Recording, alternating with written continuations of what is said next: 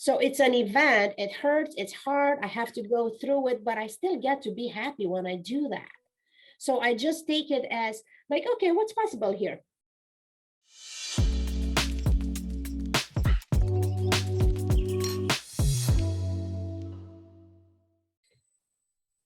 Look, I went through multiple health in my life. I understand. I understand how is it to be in the lower points of. I understand um, challenges. I understand being in a circumstance when it's like, oh God, how I don't see a way out of here, right? But we do it anyway.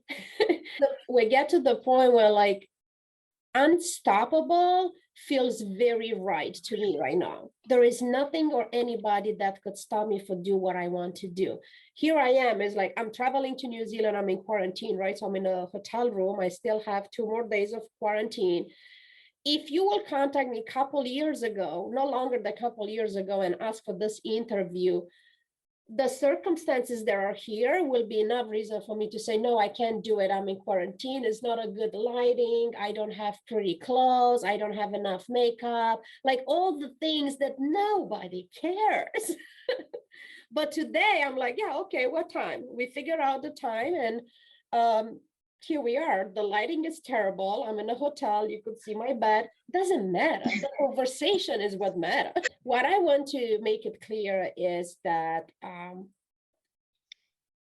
it is a process, and I'm still a working product and in a process. Like we are never done. When people says, well, when I gonna get there, like I don't even know what there is.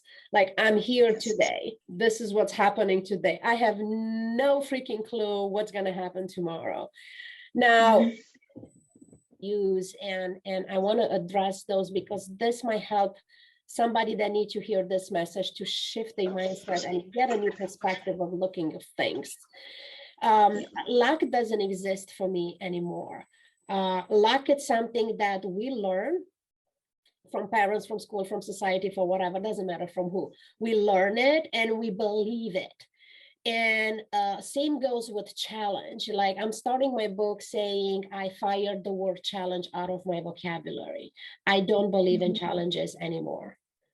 I'm staying present to events that are happening, because what we learn is if I feel bad and things are bad and miserable and whatever, that means that I fail and it's a challenge. And when I feel good and I have money and everything is rainbows, that's when I succeed, and that's when I get to be happy. So what I learned to this journey is that I get to choose to be happy no matter what. So it's an event, it hurts, it's hard, I have to go through it, but I still get to be happy when I do that. So I just take it as like, okay, what's possible here? What is possible here?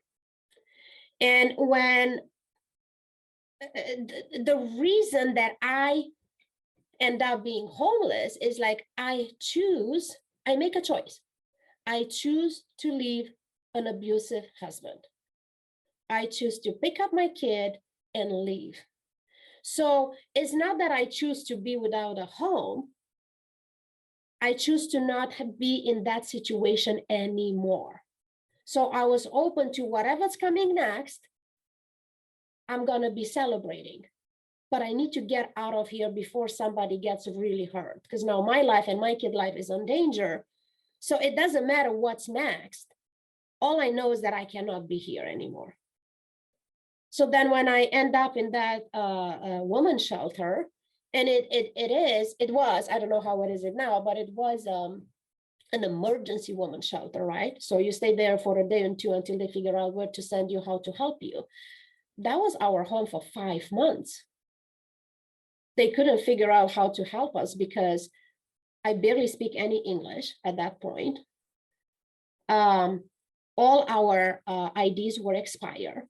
We have no status in the United States. We are not in any system. all the the help programs from government or states or whatever, we did not qualify for anything. We didn't have a social security number or any income at all. No friends, no family. They really didn't know what to do with us. It's just they couldn't put us back into the street, so we were just like staying there. But even though the point of like, oh my God, there is no way out, how I'm gonna get out of here, always tuning back in, like, we are alive. I laughed. I have the courage to just leave. And it's gonna be a way, and it's gonna come to me. And this is the time when I get to put myself back together to figure out what is it that I want, where am I going? And really even looking back and like, how did I end up in a situation where I end up, and taking the responsibility for it. Because one thing that I don't stand for is, even in abusive situation, when people says is like, well, it's not your fault. He's a bad man or a bad woman or whatever, it's not your fault. You didn't do anything wrong. And that didn't sit right with me, because I did contribute to that in some level. It doesn't matter who contribute more and less. I just want to take the responsibility that I create that circumstance. And now that I'm doing this work, I actually understood how I create that circumstance. Because for a person who believes about herself that is not worthy, for a person who believes about herself that she has no right to speak, for a person who believes about themselves that she cannot survive on her own, I created a circumstance where I find a man that would not allow me to speak, that will tell me that I'm nothing without him. And I created so perfectly, even into a new country, into a new language where I didn't even have the words to speak, even when I wanted. We are feeling the same feelings. I'm not deserving, I'm not worth it, this is not for me, I'm a failure, so on and so on. So all you could do is, as I say, you keep on going. What else is possible? What else is possible? And that takes me to the next part. I tied it into the lack of some people are helping us, and some people, whatever. I believe that everybody's helping us, including the abusive husband. He was helping me. He was helping me to get into the point in my life lower that I could get, to find out who I really am. So in my book, I refer to all these people as earth angels, and everybody come in our life for a reason, to serve us. And people, they're not in our life anymore, or relationships that break up. It's just, I choose to look at it like that job is done. They served the purpose. I only needed my abusive husband for a year. I only needed that best friend that she's not my best friend anymore for 6 months. Like, whatever we learn in that relationship, when we learn what we're supposed to be learning, then the relationship is consumed. So therefore, I get to look, it's easy, it's my way to forgive. Like, that's what it is for me. It's my way to forgive, to look at, it doesn't matter if you've been bringing joy in my life or bringing drama in my life.